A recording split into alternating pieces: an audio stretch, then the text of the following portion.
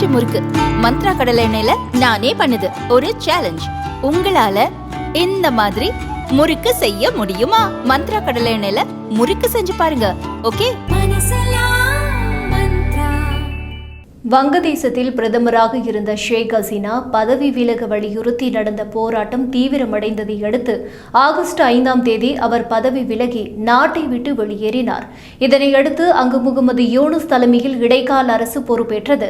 ஷேக் ஹசீனா பதவி விலகியதில் இருந்து வங்கதேசத்தில் வாழும் இந்து மக்களின் வழிபாட்டு தலங்கள், சொத்துக்கள் மீது தொடர்ந்து தாக்குதல் நடைபெற்று வந்தது. இந்நிலையில் ஷேக் ஹசீனா பதவி விலகியதில் இருந்து வங்கதேசம் மற்றும் இந்தியாவுக்கு இடையிலான முதல் உயர்மட்ட சந்திப்பு ஐநா கூட்டத்துக்கு மத்தியில் நடந்தது.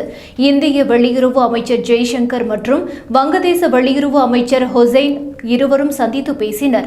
இது பற்றி கூறிய அமைச்சர் ஜெய்சங்கர் இருதரப்பு உறவு குறித்து பேசியதாக தெரிவித்தார். மேலும் வங்கதேசத்தில் சட்டம் ஒழுங்கு நிலைநாட்டப்பட வேண்டும் என்றும் இந்து மக்கள் மீது நடத்தப்படும் தாக்குதல் முற்றிலுமாக நிறுத்தப்பட்டு அவர்கள் பாதுகாப்பை உறுதி செய்ய வேண்டும் என்றும் வலியுறுத்தினார்.